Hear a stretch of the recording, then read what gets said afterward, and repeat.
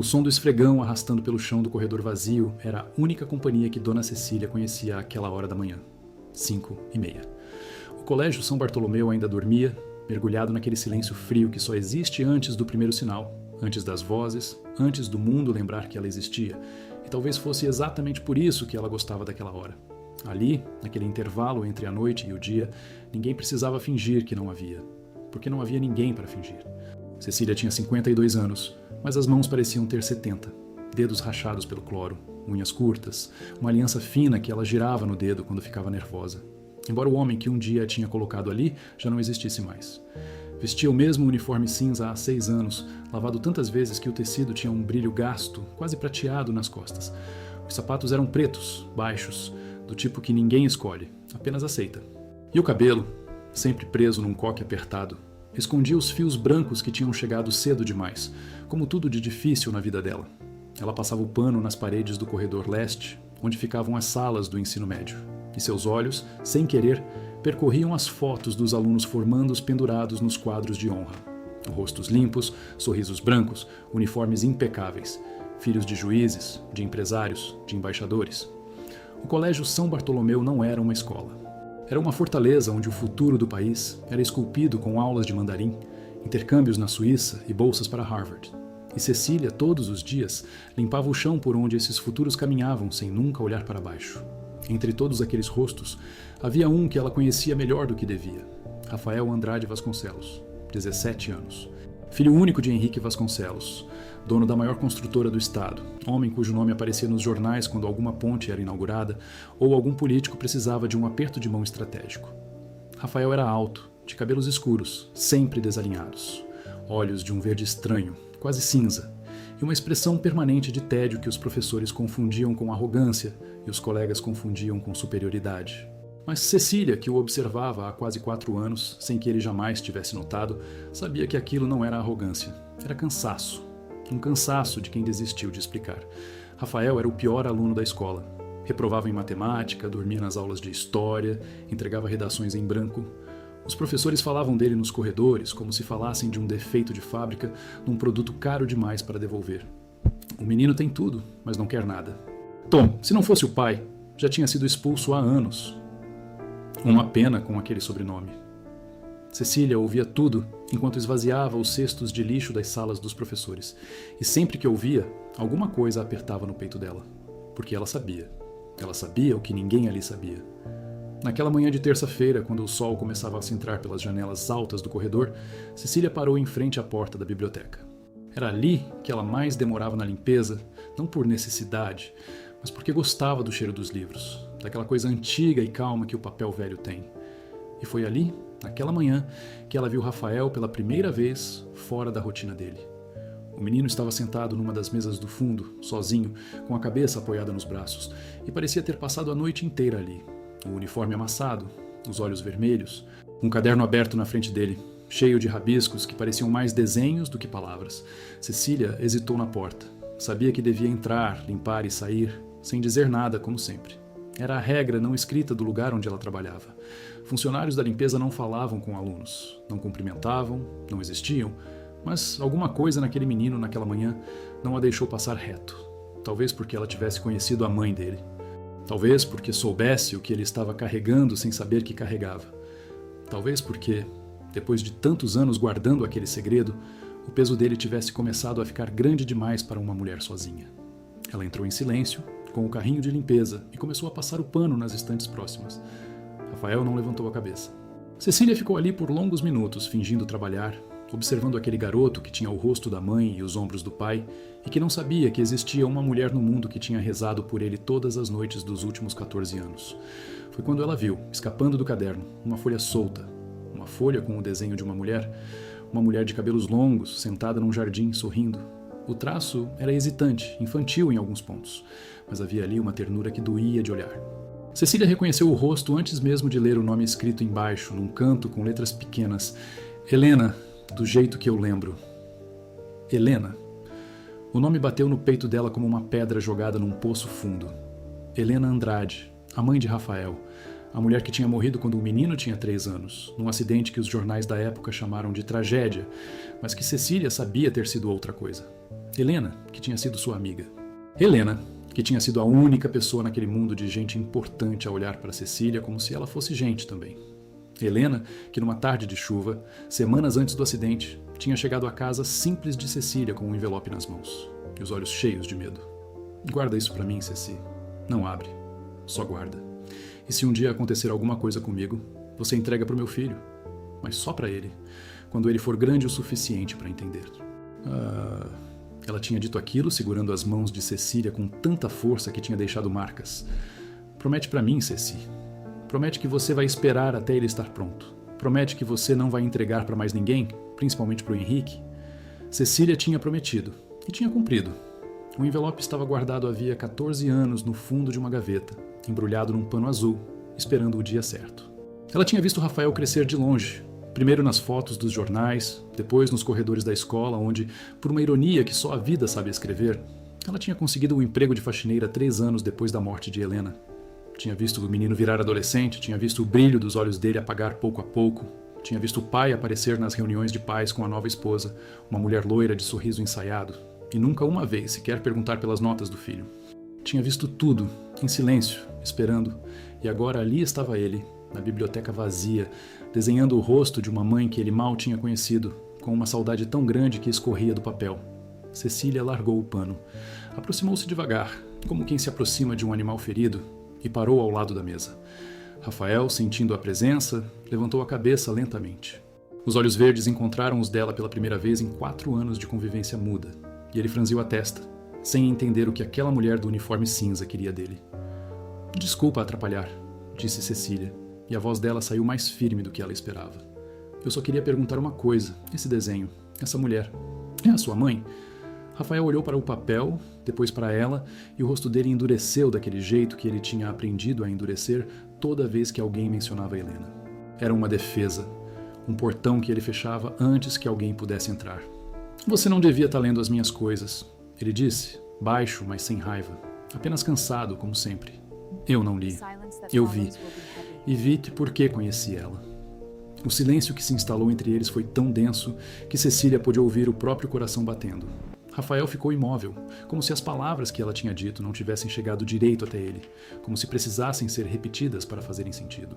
Os dedos dele, que estavam segurando o lápis, soltaram. O lápis rolou pela mesa e caiu no chão, e nenhum dos dois se mexeu para pegá-lo. Você conheceu minha mãe? A voz dele saiu rouca, infantil de repente, como se naquele segundo ele tivesse voltado a ter 3 anos. Cecília puxou uma cadeira e sentou-se na frente dele. Pela primeira vez em 4 anos ela existia. Pela primeira vez, alguém naquela escola estava olhando para ela como se ela fosse uma pessoa, e não um móvel que se movia sozinho pelos corredores. Eu trabalhei na casa de vocês, antes de você nascer, ela disse. Sua mãe me contratou para ajudar nas tarefas, mas a gente acabou virando amiga. Ela não tinha muitas amigas. As pessoas do círculo do seu pai não gostavam dela. Achavam que ela era simples demais, que não tinha sido educada para ser esposa de quem ela era. Mas a Helena era a mulher mais especial que eu já conheci na minha vida. Os olhos de Rafael começaram a marejar e ele baixou o rosto rapidamente, com a vergonha antiga dos meninos que aprenderam cedo demais que homens não choram. Cecília fingiu não ver. Continuou. Meu filho, eu sei que isso vai parecer estranho, mas eu trabalho aqui há 4 anos. E durante 4 anos eu te observei todos os dias, sem nunca ter coragem de chegar perto. Porque eu prometi para sua mãe que eu ia esperar o momento certo. E eu acho que esse momento é hoje. Que momento? Ele perguntou, e a voz dele tremia. Tem uma coisa que ela me deu antes de morrer. Uma coisa que era para ser sua. Eu guardei todos esses anos. Tá lá em casa, embrulhada num pano azul, esperando você. Rafael ficou olhando para ela como se estivesse num sonho do qual não sabia se queria acordar. 14 anos. 14 anos ouvindo o pai dizer que a mãe tinha sido uma mulher fraca, que tinha morrido por imprudência, que era melhor não falar dela porque falar machucava. 14 anos de fotos guardadas em caixas que ele não tinha permissão para abrir. 14 anos sentindo um vazio dentro do peito que nenhum tutor de inglês, nenhuma viagem para Aspen, nenhum carro de presente conseguia preencher. E agora, aquela mulher, aquela faxineira que ele nunca tinha sequer notado, estava dizendo que tinha um pedaço da mãe dele guardado num pano azul. Por que você nunca disse antes? Ele perguntou, quase num sussurro. Porque eu prometi esperar você estar pronto. E porque, sinceramente, meu filho, eu tive medo. Medo do seu pai. Ele é um homem poderoso. Eu sou o que eu sou. Mas eu vi seu desenho hoje E eu entendi que você já estava esperando faz tempo, sem saber o que estava esperando. Rafael chorou em silêncio. Não foi um choro de criança, foi um choro de quem segurou demais durante muito tempo e finalmente encontrou um lugar seguro para soltar. Cecília não disse nada, apenas estendeu a mão por cima da mesa e cobriu a mão dele com a dela. A mão calejada da faxineira sobre a mão branca do filho do milionário, e por um instante, naquele canto da biblioteca, as fronteiras do mundo se dissolveram. Naquela mesma tarde, depois das aulas, Rafael fez algo que nunca tinha feito na vida. Pegou o ônibus. Não sabia direito como funcionava, teve que perguntar para uma senhora qual linha pegar para o bairro onde Cecília morava e aguentou os olhares estranhos das pessoas que viam ali. No meio dos passageiros cansados, um menino de uniforme de colégio caro segurando uma mochila de couro. Desceu 3 pontos depois do que devia, andou perdido por ruas estreitas, onde os cachorros latiam dos quintais, até encontrar a casinha de paredes amarelas onde Cecília o esperava na varanda. Ela o levou para dentro. A casa era pequena, limpa, com cheiro de café e de roupa lavada. Havia uma única foto na parede da sala. Uma mulher jovem segurando um bebê. Helena. Rafael parou na frente da foto e ficou olhando por um tempo que pareceu não ter fim. Era a primeira vez que ele via uma foto da mãe que não tivesse sido censurada pelo pai. Cecília voltou do quarto trazendo o embrulho. O pano azul tinha desbotado nos cantos, mas o nó estava firme. Ela colocou nas mãos de Rafael e recuou um passo, dando a ele o espaço que aquele momento merecia. Dentro do pano, havia um envelope amarelado e uma caixinha de madeira. Rafael abriu o envelope primeiro. Era uma carta, escrita à mão, com a letra inclinada e cuidadosa de Helena. Meu Rafael, meu menino, meu amor maior. Se você está lendo isso, é porque eu não estou mais aí para te contar essas coisas pessoalmente. E isso me dói mais do que qualquer coisa no mundo. Eu queria ter te contado tudo olhando nos seus olhos. Queria ter te visto crescer. Queria ter te pegado no colo até você ficar grande demais para caber. Mas a vida nem sempre dá tempo pra gente, e por isso eu deixo essas palavras aqui, na esperança de que elas cheguem até você no momento em que você mais precisar. Filho, seu pai é um homem bom em muitas coisas, mas ele não sabe amar sem possuir. Eu aprendi isso tarde demais. Eu entrei naquela casa achando que tinha encontrado o amor da minha vida, e descobri que tinha entrado numa gaiola dourada, onde eu não podia ser eu mesma. A única coisa que me salvou desses anos foi você. Quando você nasceu, eu finalmente entendi para que eu tinha vindo ao mundo. Era para ser sua mãe. Eu preciso que você saiba 3 coisas, meu filho. A primeira é que você é amado. Foi amado desde antes de existir. Foi amado em cada segundo da minha vida. E vai continuar sendo amado mesmo quando eu não estiver mais por perto. O amor não morre quando a gente morre. Ele só muda de lugar. A segunda é que você tem um talento. Eu vi quando você ainda era bebê. Você ficava olhando para as coisas com uma atenção que nenhuma outra criança da sua idade tinha. Você desenhava nas paredes com tanta precisão que eu chorava escondida na cozinha. Seu pai vai querer fazer de você um engenheiro, um administrador, alguém que dê continuidade ao império dele. Mas você não nasceu para isso, meu amor. Você nasceu para criar coisas bonitas e não tem absolutamente nada de errado nisso. Não deixa ninguém te convencer do contrário. A terceira coisa é a mais importante. Dentro dessa caixinha tem uma chave. Essa chave abre um cofre num banco em São Paulo, no nome do meu pai, seu avô, que você nunca conheceu. Lá dentro tem o que sobrou da herança da família da minha mãe. Não é uma fortuna comparada ao que seu pai tem, mas é seu. É só seu. Eu separei isso para você porque eu queria que, no dia em que você precisasse escolher seu caminho, você pudesse escolher livre, sem depender, sem precisar agradecer, sem precisar virar quem você não é só para continuar tendo um teto. A Cecília é a única pessoa em quem eu confio. Se ela te entregou essa carta, é porque ela cumpriu uma promessa, que eu sei que custou caro para ela. Cuida dela, meu filho. Ela é da nossa família, mesmo que o mundo não veja assim. Eu te amo, eu te amo, eu te amo. Esse é o segredo da vida toda, e eu te conto agora para você nunca esquecer. Sua mãe, Helena. Rafael leu a carta 3 vezes. Na terceira, a letra já estava borrada pelas lágrimas dele. Quando finalmente levantou os olhos, Cecília estava sentada no sofá em frente, chorando em silêncio, com as mãos no colo, segurando a aliança fina do dedo com força. A senhora carregou isso sozinha por 14 anos, ele disse, e a voz era de adulto agora, era de homem. 14 anos. Eu prometi. A senhora podia ter aberto, podia ter usado para alguma coisa. Ninguém saberia. Eu saberia. Rafael se levantou, atravessou a sala e ajoelhou-se no chão na frente dela. Encostou a testa nos joelhos da faxineira como se ela fosse a mãe que ele nunca tinha tido a chance de abraçar de novo. E Cecília, que durante 4 anos tinha sido invisível dentro de uma escola cheia de gente.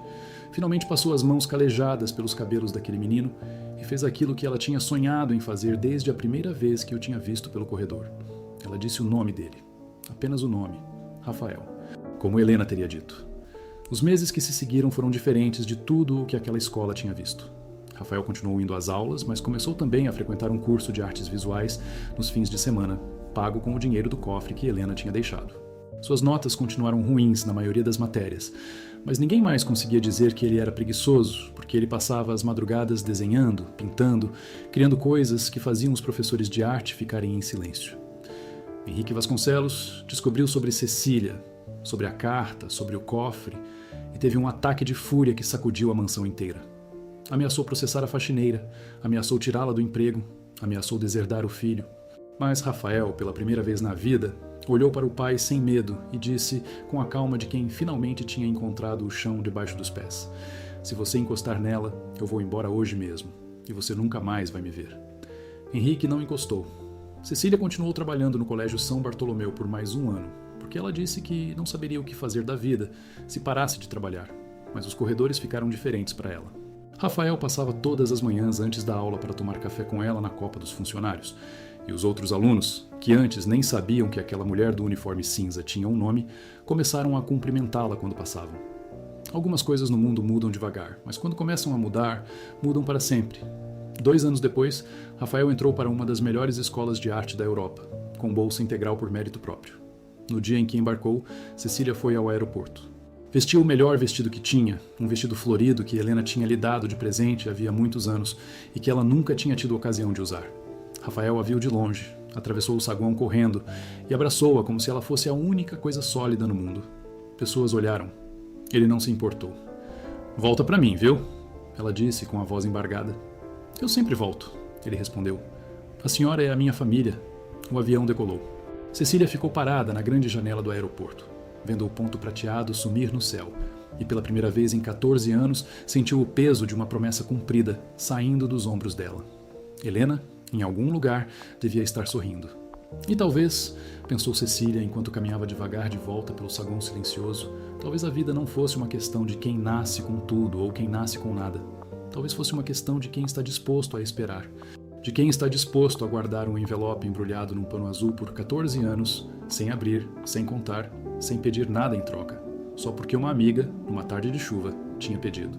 E quando o sol da tarde entrou pelas vidraças do aeroporto e iluminou o rosto cansado da faxineira, que tinha mudado uma vida sem nunca ter pedido para mudar a sua própria, qualquer um que tivesse olhado com atenção teria visto, ali, algo que se parecia muito com a coisa mais rara e mais bonita que existe no mundo: uma mulher finalmente sendo vista.